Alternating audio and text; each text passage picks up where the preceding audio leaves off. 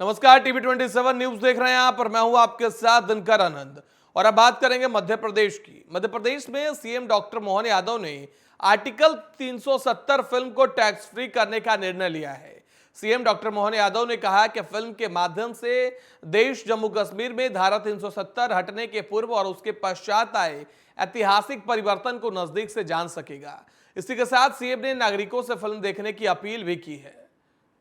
तो मध्य प्रदेश में article 370 film को टैक्स फ्री कर दिया गया है। आपको बता दें कि मुख्यमंत्री डॉक्टर मोहन यादव ने यह निर्णय अपने एक्स हैंडल के जरिए ट्वीट कर बताया है। आपको बता दें कि उन्होंने लिखा कि फिल्म के माध्यम से देश जम्मू कश्मीर में धारा 370 हटने के पहले और उसके बाद के आए ऐतिहासिक परिवर्तन को नजदीक से जान सकेगा। इसलिए मैं नागरिकों से अपील करता हूं कि इस मूवी को देखें और साथ ही इस मूवी को मध्य प्रदेश में टैक्स फ्री कर दिया गया है मध्य प्रदेश की सरकार और मुख्यमंत्री की तरफ से। बाकायदा इसके लिए मुख्यमंत्री डॉक्टर मोहन यादव ने एक्स पर पोस्ट कर जनता को बताया है। आर्टिकल 370 फिल्म को टैक्स फ्री करने का निर्णय लिया गया है। उन्होंने लिखा कि इस फिल्म के माध्यम से देश जम्मू कश्मीर में धारा 370 हटने के पहले और उसके बाद के आए ऐतिहासिक परिवर्तन को नजदीक से जान सकेगा।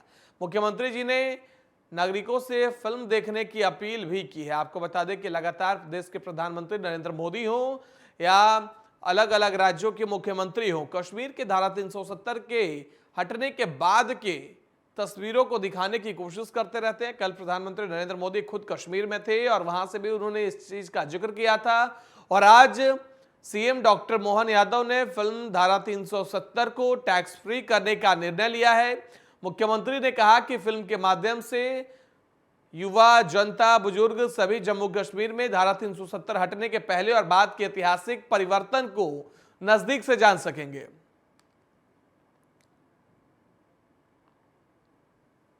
महाशिवरात्रि के मौके पर देश भर में धूम है। मंदिरों में शिव भक्तों की भारी भीड़ उमड़ रही है। भगवान भोलेनाथ को खुश करने के लिए लोग अपने अपने तरीके से पूजा अर्चना करते हुए भी दिखाई दे रहे हैं। भोपाल के बड़वाले महादेव में सुबह से ही भक्तों का भोलेनाथ के दर्शन के लिए तांता लगा हुआ है।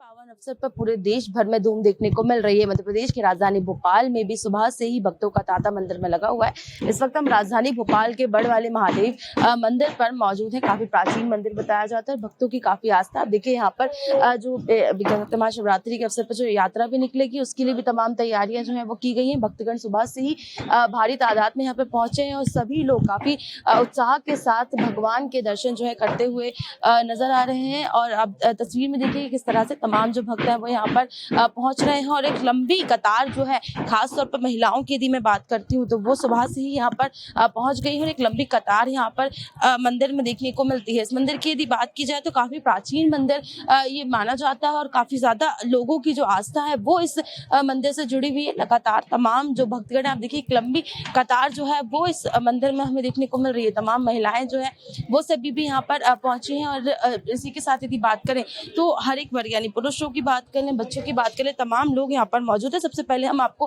भगवान की जो है दर्शन कराते हैं कि किस तरह से एक मनमोहक जो कह सकते हैं प्रतिमा है वो यहाँ पर शिव जी की हमें देखने को मिलती है। और काफी प्राचीन मंदिर होने के कारण जो सभी लोग हैं उनकी आस्था इस मंदिर से काफी ज्यादा जुड़ी हुई है और इसीलिए तमाम जो भक्त हैं वो यहाँ पहुंचते बातचीत भी करेंगे।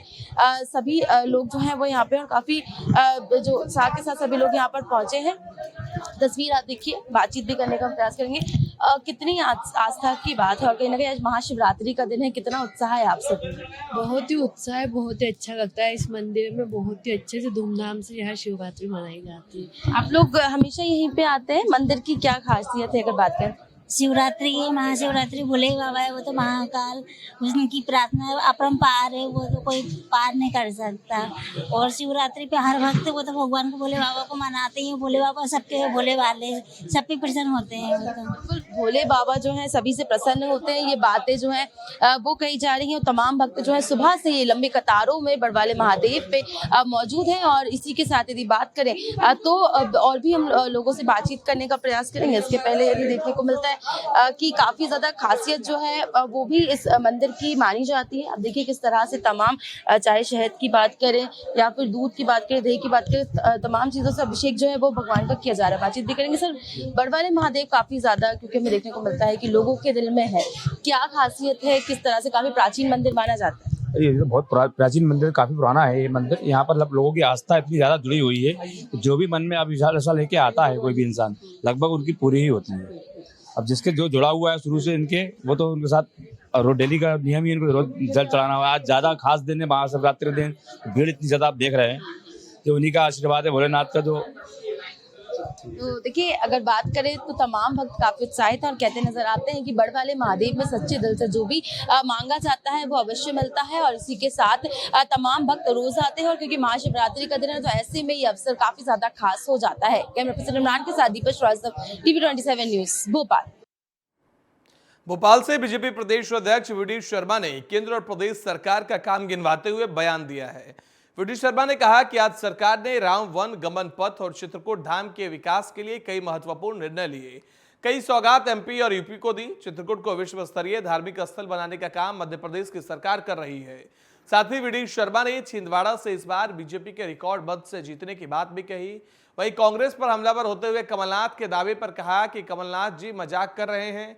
मैं तो इतना कहूंगा, इस उम्र में इस तरह का मजाक अच्छी बात नहीं है।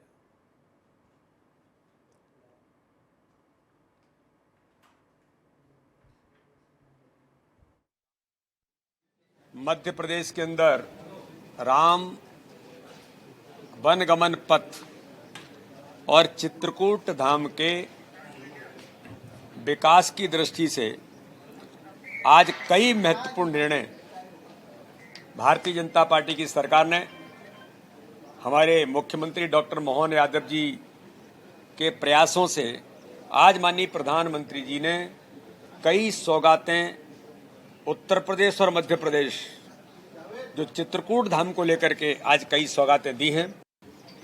मध्य प्रदेश के अंदर राम वनगमन पथ और चित्रकूट धाम के विकास की दृष्टि से आज कई महत्वपूर्ण निर्णय भारतीय जनता पार्टी की सरकार ने, हमारे मुख्यमंत्री डॉक्टर मोहन यादव जी के प्रयासों से आज माननीय प्रधानमंत्री जी ने कई सौगातें उत्तर प्रदेश और मध्य प्रदेश जो चित्रकूट धाम को लेकर के आज कई सौगातें दी हैं। आगामी लोकसभा चुनाव से पहले बीजेपी लगातार सक्रिय नजर आ रही है। इस बीच भिंड में बीजेपी नेता रमेश दुबे ने प्रेस कॉन्फ्रेंस कर बताया कि बीजेपी के राष्ट्रीय अध्यक्ष JP नड्डा ने भारत को विकसित बनाने के लिए आमजन से सुझाव मांगा है, जिसमें एक ऐप के जरिए मिस कॉल देने पर लिंक आएगा। उस लिंक से जनता अपने सुझाव भेज सकेंगी। वहीं विधानसभा स्तर पर भी पेटी रखी जाएगी जिसमें आमजन अपने सुझाव भेज पाएंगे। बीजेपी नेता रमेश दुबे ने आगे बताया कि 8 से 12 मार्च तक बीजेपी कार्यकर्ता बूथ स्तर पर घर घर जाएंगे और लोगों से भारत को विकसित बनाने के लिए सुझाव लेंगे। तो भारत को विकसित बनाने के लिए बीजेपी का मिशन लगातार जारी है। 8 से 12 मार्च तक घर घर बीजेपी के कार्यकर्ता जाएंगे। वहीं बीजेपी नेता रमेश दुबे ने प्रेस कॉन्फ्रेंस कर बताया कि JP नड्डा जो कि बीजेपी के राष्ट्रीय अध्यक्ष हैं, उन्होंने एक नंबर जारी किया है। उस नंबर पर जब जनता मिस कॉल देगी तो उनके नंबर पर एक लिंक जाएगा। उस लिंक के माध्यम से जनता अपने सुझाव दे सकती है कि आने वाले चुनाव में आप किन किन मुद्दों को सरकार के एजेंडे में शामिल देखना चाहते हैं। उन मुद्दों को आप उस लिंक पर आप पोस्ट करिए, सरकार के पास पहुंच जाएगी। सरकार उस लिंक के जरिए जनता के सुझावों को अपने पास रखेगी, अपने मैनिफेस्टो में शामिल करेगी।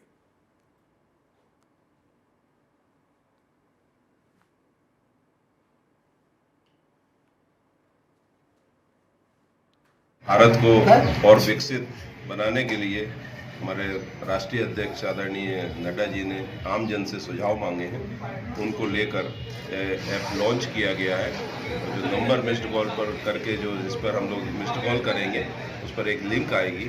उस पर देश का हर नागरिक अपने सुझाव दे कि भारत कैसे विश्वगुरु बनेगा, कैसे विकसित भारत बनेगा, जिसमें आम जन के सुझाव आमंत्रित किए हैं और लगभग 1 करोड़ लोगों से इसमें सुझाव आमंत्रित किए गए। ज़्यादा भी हो सकते हैं पर लगभग 1 करोड़ लोगों के तो सुझाव जो पहुंचेंगे उन पर स्क्रूटनी होकर उन सुझावों को शामिल किया जाएगा। खरगोन के मंडलेश्वर में पीपल के पेड़ के नीचे स्थापित शिवलिंग को पुलिस द्वारा हटाने के बाद मामला गर्मा गया, जिसके बाद महेश्वर के बीजेपी विधायक राजकुमार मेव हिंदू संगठनों के कार्यकर्ताओं के साथ धरने पर बैठ गए।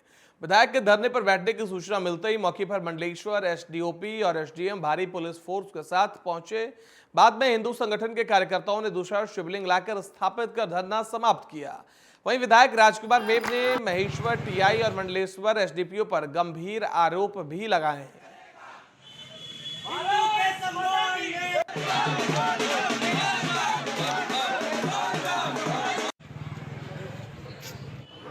ये सदियों पुराना वृक्ष है, इसके नीचे एक शिवलिंग है। उस शिवलिंग को थोड़ा सी बड़ा शिवलिंग यहाँ रखा था। वो शिवलिंग पुलिस गलत तरीके से जूते पहन के मंदिर में घुसी और शिवलिंग को उठा के गाड़ी में रखा और गाड़ी में रख के गाड़ी भगा के ले गई। जबकि मैं उस गाड़ी को रोकने के लिए उसके पीछे भी भागा, पर नहीं रोका उन्होंने। एक तो टीआई तिवारी महेश्वर के और एसडीओपी इन दोनों की हरकत है। ये कृत्य हिंदू समाज को अच्छा नहीं लगा और ये कृत्य उनको महंगा पड़ेगा। जिस तरह क्या मांगे आपकी इसको लेकर? इन दोनों शख्स को हटाया जाए और वापस से स्थापना करवाई जाए। भोपाल के टीबी हॉस्पिटल से वयस्क बीसीजी टीकाकरण अभियान का शुभारंभ लोक स्वास्थ्य और चिकित्सा शिक्षा राज्य मंत्री नरेंद्र शिवाजी पटेल ने किया। कार्यक्रम में मंत्री पटेल ने कहा कि प्रधानमंत्री नरेंद्र मोदी के नेतृत्व में देश को 2025 तक टीबी मुक्त बनाने में मध्य प्रदेश अग्रणी भूमिका निभाएगा। पटेल ने कहा कि मध्य प्रदेश स्वास्थ्य विभाग का अमला प्रोएक्टिव अप्रोच से टीबी उन्मूलन के लिए कार्य कर रहा है। मध्य प्रदेश को जल्दी टीबी मुक्त बनाने में हम सफल होंगे। इस दौरान राज्य मंत्री ने राष्ट्रीय टीबी उन्मूलन कार्यक्रम में उत्कृष्ट कार्य करने वाले स्वास्थ्य कर्मचारियों को भी सम्मानित किया। साथ ही टीबी रोगियों को फूड बास्केट वितरण किया है। तो 2025 तक टीबी को देश से मुक्त करने के मिशन में लगातार मध्य प्रदेश सरकार जुटी हुई है। इसी को लेकर आपको बता दें कि टीबी उन्मूलन की ओर एक और कदम मुफ्त लगवाए बीसीजी वैक्सीन के तहत कार्यक्रम का आयोजन किया गया था, जिसमें स्वास्थ्य विभाग का अमला प्रोएक्टिव अप्रोच से टीबी उन्मूलन के लिए कार्य करते हुए दिखाई दी। साथ ही बता दें कि मध्य प्रदेश को जल्दी टीबी मुक्त बनाने में हम सफल होंगे, ऐसा राज्य मंत्री ने कहा। वहीं आपको बता दें कि राज्य मंत्री ने स्वास्थ्य कर्मचारियों को सम्मानित भी किया है। साथ ही टीबी रोगियों को फूड बास्केट भी वितरित किए हैं।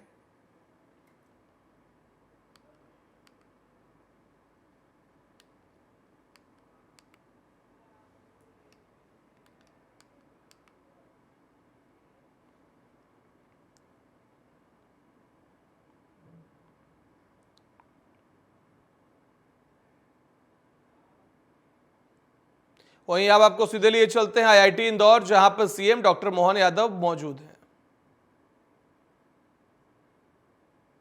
तो आईआईटी इंदौर में सीएम डॉक्टर मोहन यादव का आज कार्यक्रम है। बच्चों के बीच डॉक्टर मोहन यादव पहुंचेंगे और उनको शिक्षा से और बाकी अन्य चीजों से, रोजगार किस तरीके से मिले, पढ़ाई के क्षेत्र में किस तरीके से आगे बढ़े, उन चीजों को लेकर उनके साथ आज चर्चा कर रहे हैं।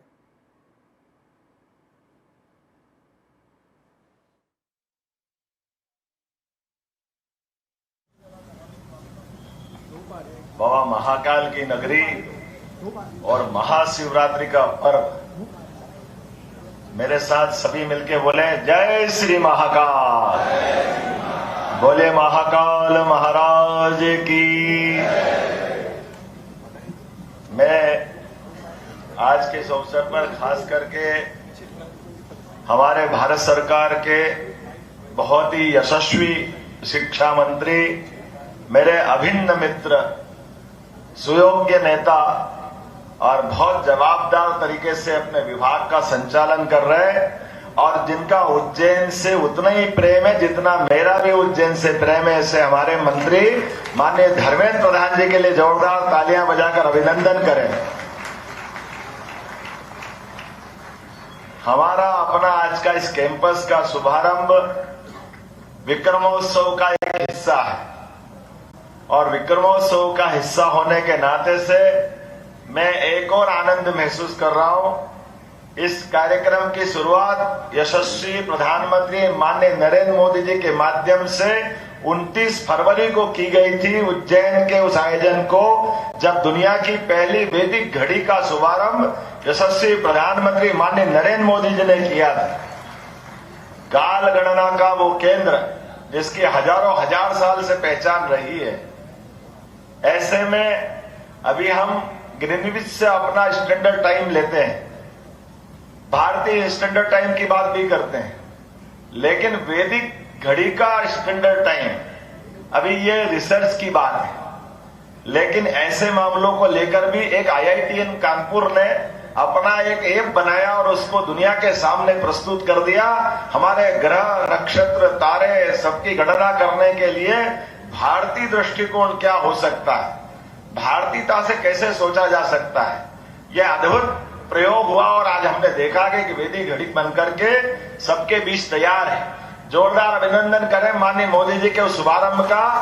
और अभी 4-6 दिन की बात है, मोदी जी ने शुरुआत की उज्जैन का वो मान बढ़ाने की, जिसके कारण से हजारों हजार साल से उज्जैन का अलग दुनिया में मान सम्मान पुराने समय था, लेकिन आधुनिक काल में वो मान सम्मान पुनर्स्थापित हो, मध्य प्रदेश का मान पुनर्स्थापित हो।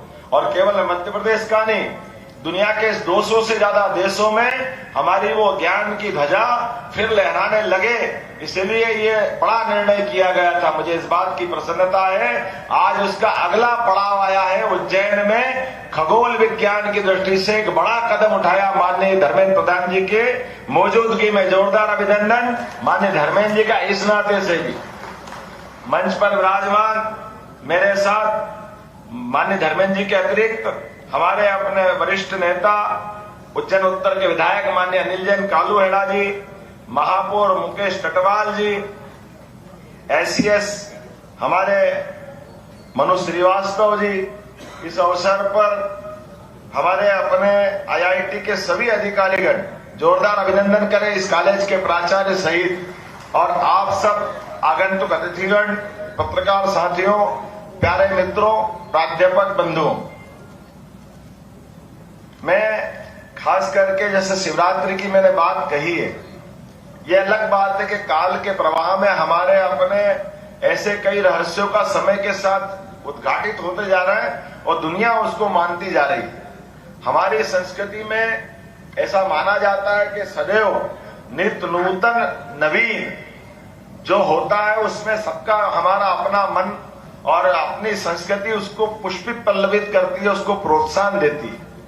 और काल के प्रवाह में हम तो इतना आगे सोचने वाले हैं, जिनको मानना हो माने, जिनको न मानना न माने, लेकिन काल के प्रवाह में ब्रह्म वैवर्त पुराण के अनुसार ऐसा माना जाता है कि सृष्टि का आज जो है वह अंततः कोई न कोई दिन इसका समापन होगा, प्रलय होगा। तो जब प्रलय होगा तो फिर उद्भव भी होगा, और प्रलय और उद्भव के बीच में हर एक काल गणना का समय उसका नियत है, वो समय कभी कम ज्यादा नहीं हो सकता। ऐसे में समय के साथ जब प्रलय होगा और प्रलय में ये सब कुछ नष्ट होगा, जब नष्ट होगा तो फिर उद्भव होगा। आध्यात्म की दृष्टि से माना जाता है कि जब ये सब कुछ नष्ट होगा तो ऐसा माना जाता है कि वो हमारा वो दिन होगा जिसमें ब्रह्मांड की समाप्ति के साथ ब्रह्मा जी की नींद लगेगी, वो आराम करेंगे, वो रात्रि विश्राम करेंगे।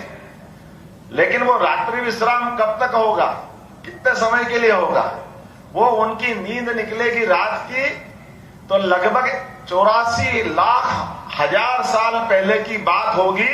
उसके बाद एक दिन ब्रह्मा की आंख का खुलेगा तो दोबारा हमारी दिन की शुरुआत होगी। ब्रह्मा को जगाने का अगर कोई काम करेंगे वो महाकाल करेंगे। बाबा महाकाल की नगरी से वो चेतना आती है इस सृष्टि में, ऐसा माना जाता है, क्योंकि शिव ही सृष्टि के हमारे प्रदाता भी है और संहारक भी है, ऐसा माना जाता है। ऐसे में आज का दिन शिवरात्रि का दो तरह से माना जाता है।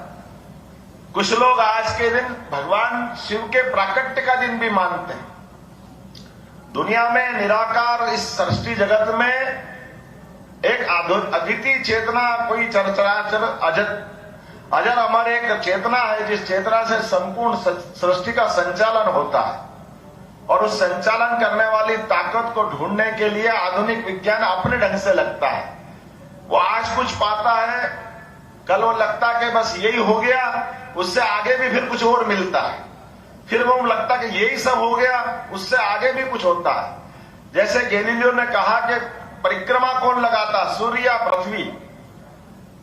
उसके बाद के भी न्यूटन से लेकर के सभी के अलग अलग सिद्धांत, अलग अलग तरह के बात करने वाले लोग आए। अब न्यूटन का थर्ड लॉ हमको सबको मालूम है, क्रिया की बराबर लेकिन विपरीत प्रतिक्रिया होती है। कोई उसको स्थायी मान ले, लेकिन न्यूटन का थर्ड लॉ भी अब प्रश्न चिन्ह के घेरे में आ गया है, वो भी पर्याप्त नहीं है, उससे आगे भी कुछ हो रहा है। ब्लैक होल में क्या होता होगा, दुनिया अभी कहां तक जाएगी कुछ कह नहीं सकते। जो आज हो रहा है वो कल कुछ होगा, कल होगा, परसों कुछ होगा। इसलिए हमारी संस्कृति तो इतनी जीवंत है कि हमने अपने यहां तो छोड़ो, अपने देवी देवताओं का भी हमने केवल जयंती मनाने का निर्णय किया है। शरीर का निर्माण तो सबका होता, शरीर सबके छूटते हैं, हम केवल जन्म जयंती मना करके आनंद मनाते। भगवान राम हो, भगवान कृष्ण हो, सबकी जन्माष्टमी मना के आनंद लेते हैं। हमारे जीवन में अपने घर के अंदर तो जो शरीर छोड़ दे उसका चित्र भी उस अवस्था का रखना निषिद्ध माना गया है, भले वो कितना आत्मी क्यों ना हो। शरीर गया तो हम उसका विसर्जन अपनी तैरवी करके खत्म कर लेते। ये हमारे शरीर की विशेषता है। यद्यपि हम सब जानते हैं हमारा आत्मीय और किस प्रकार का लगाव हो सकता है। काल के प्रवाह में जो हम कहते हैं वो हमारी शिक्षा में भी आना चाहिए, और ये निरंतर खोज का विषय होना चाहिए। मुझे इस बात की प्रसन्नता है, खगोल की दृष्टि से, उज्जैन साइंस की दृष्टि से हजारों हजार साल से इसकी महत्ता है। लेकिन काल की नगरी हमारे यहाँ चूंकि धार्मिक भाव ज्यादा हो जाता, वो पुट ज्यादा हो जाता, तो काल की नगरी महाकाल की नगरी, और महाकाल की नगरी तो महादेव की नगरी, और महादेव की नगरी से वो एक धारा निकालना बाकी थी जो विज्ञान की तरफ ले जाती है। ये विज्ञान की शुरुआत हुई है। मुझे इस बात की प्रसन्नता कि यह विज्ञान की नगरी के नाते से दुनिया में स्थापित होना चाहिए। और जैसे मैंने कहा कि महाकाल के अनन्य भक्त हमारे धर्मेंद्र प्रधान जी, और इस अवसर पर मेरे मित्र संतोष जी यहाँ बैठे हैं, IITN यहाँ राजू दीक्षित जी बैठे हैं। हम सब लोगों ने प्रयास किया है, पीछे यहाँ साइंस पार्क भी बना था, यहाँ अपना ऑब्जर्वेटरी भी बनाई साइंस टेक्नोलॉजी डिपार्टमेंट के माध्यम से। सरकार तो आएगी और जाएगी, सरकार को कई काम करना चाहिए, लेकिन सरकार आज की व्यवस्था जनता की, आम जनता की सुख सुविधाओं की व्यवस्था करे वो अपनी जगह, वो हमको करना ही चाहिए। लेकिन जिस संस्कृति के संवाहक हम लोग हैं वो खोजपूर्ण संस्कृति है, और खोजपूर्ण संस्कृति होने के नाते से हजारों साल से हमारे यहाँ नित्य नूतन रिसर्च को प्रोत्साहन दिया जाता है। इसलिए रिसर्च में भी, रिसर्च का एक तरह से वो कैसे संबंध जुड़ेगा मैं नहीं जानता हूं, लेकिन हमारे यहाँ ऋषि मुनियों की परंपरा है, और ऋषि मुनियों की परंपरा में मुनि तो अपने आप में वो अपना पूरा जीवन एक तरह से ब्रह्मचर्य को धारण करके व्यक्तिगत साधना में लगाते हैं। लेकिन ये जो वैज्ञानिक परंपरा है ये हमारे यहाँ ऋषि परंपरा के नाम से जाना जाता है। वैज्ञानिक यानी ऋषि मतलब रिसर्च करते हुए दुनिया के अंदर जो सुव्यवस्था स्थापित हो जाए और उनके अंदर जो बेहतर से बेहतर हो सकता है, ये एक तरह से वैज्ञानिकता से जोड़ने वाला एक मार्ग है। इसीलिए जब भी हमारी संस्कृति पे आक्रमण हुए, आज नहीं हजारों हजार साल से, तो वो आम जनता को कोई आक्रमणकारी मारने नहीं आया, वो मारने आए हमारे ऋषि मुनियों को। उन्होंने कहा अगर भारत को कब्जा करना, भारत का अगर खत्म करना, भारत की भारतीयता मिटाना है तो आधे काल से हमारे ऋषि मुनियों पे अटैक किया है। वो आज के काल से और पुराने काल से हम देख सकते हैं, लेकिन बदलते दौर का भारत है यशस्वी प्रधानमंत्री के नेतृत्व में अब हमारा अपना उज्जैन सहित पूरी दुनिया में भारतीय संस्कृति की परचम नगर लहरा रहा है। तो ये इसी प्रकार के नवाचारों के लिए जाना जाएगा, और काल के प्रवाह में दुनिया यहाँ आकर के शिक्षा ग्रहण करेगी, हमारी अच्छाई दुनिया सीखेगी, वसुधैव कुटुंबकम की भावनाओं को लेके चलेंगे। आज ये इतना बड़ा काम हुआ, हमारी कैबिनेट तो बाकी है, लेकिन धर्मेंद्र जी ने कहा कि सुबह शीघ्रम करना है तो देर क्या करना। हमने कहा कि आप अपना ये IIT का अपना एक deep tech research centre Ujjain में खुलना चाहिए, तो उन्होंने कहा जरूर खुलेगा, लेकिन खुलने के पहले वो 2-3 साल निर्माण में लगेंगे। 275 करोड़ की हमको मंजूरी देना है, 275 करोड़ की भारत सरकार ने दी, लेकिन उससे पहले अपने पैसे से ये 3 लेबोरेटरी की शुरुआत करा दी हमारे यहाँ से, ताकि जो काम करना वो दिखना चाहिए। और यही प्रधानमंत्री का हमारा ध्येय होता है कि विचार अगर आया मन में तो फलीभूत भी होना चाहिए, सामने भी दिखना चाहिए। और मुझे इस बात की प्रसन्नता है, धर्मेंद्र जी को एक बार फिर बधाई, और पूरी टीम को, आपने भी कम समय में और हमारी मध्य प्रदेश सरकार के इस इंजीनियरिंग कॉलेज का कैंपस का भाग्य बदला है। आपने कहा कि हम अपने 50 विद्यार्थियों को IIT के माध्यम से आप उनका शिक्षा दीक्षा IIT इंदौर में करा रहे हैं। और मैं आपको आश्वस्त भी करता हूं, आपसे आश्वासन भी चाहता हूं कि हमने संकल्प लिया है हमारे सभी इंजीनियरिंग कॉलेज आपके IIT की तर्ज पर उसी प्रकार के अपने कैंपस का रूप धारण करें, विद्यार्थी वो सब सीखे जो IIT के माध्यम से आप सबके बीच बांटते हैं। भारत सरकार के साथ मध्य प्रदेश सरकार मिलकर इस पे चलेगी, इस पे काम करेगी। लेकिन यहाँ जो अभी आप काम कर रहे हो वो कोई कम नहीं है। लेजर विज्ञान, अनुप्रयोग, क्या उसका आनंद आ रहा, खगोल विज्ञान, मेक स्पेस, कितने प्रकार की चीजें। अब ये कितनी सहज जानने वाली बात है। आप तो नदी जोड़ो अभियान पे भी काम कर रहे हैं, नर्मदा वैली के लिए भी काम कर रहा है IIT, और अब हमारा मेडिकल डिवाइस पार्क बन रहा है। ऐसे कई मामलों में आपकी अत्यंत आवश्यकता पड़ेगी। ये डीप टेक रिसर्च पार्क के माध्यम से हम पूरे प्रदेश के लिए एक बहुत बड़ी उपलब्धि हासिल कर रहे हैं। पूरे प्रदेश की जनता को, 8.5 करोड़ जनता को बधाई। ये जो प्रयोग हो रहा है इसके माध्यम से भविष्य में एक नया दरवाजा साइंस के माध्यम से आधुनिक समय में खुला है। और मैं अपनी ओर से पुनः एक बार सबको बधाई देता हूं। खास करके इस सरकारी इंजीनियरिंग कॉलेज के अंदर हमारे बच्चों को भी लाभ मिलेगा, प्राध्यापकों को भी लाभ मिलेगा, और हम और आप जब बढ़ेंगे तो ये तो शुरुआत हुई, इसका अंत तो क्या होगा, कहां होगा, कोई नहीं जानता। निश्चित रूप से बहुत आगे तक जाएंगे, ये पूरा लाभ उठाएंगे। बहुत बहुत धन्यवाद। भारत माता की जय। धन्यवाद महोदय। माननीय धर्मेंद्र प्रधान जी भी ऑनलाइन माध्यम से हमारे साथ जुड़े हुए हैं। महोदय अपने व्यस्त दिनचर्या में से समय निकालकर हमारे साथ जुड़ने के लिए कोटि कोटि धन्यवाद। अब मैं आपसे अनुरोध करती हूँ कि अपने अमूल्य विचार हमारे साथ साझा करके हमें अनुग्रहित करें। नमस्कार। महाप्रभु शिव भगवान की आज महाशिवरात्रि है। आज की इस पवित्र दिवस पे इंदौर। तो आप उज्जैन से मुख्यमंत्री डॉक्टर मोहन यादव को सुन रहे थे, जो कि IIT में मौजूद थे। फिलहाल बुलेटिन में इतना ही। देश दुनिया की बाकी खबरों के लिए देखते रहिए TV 27 न्यूज।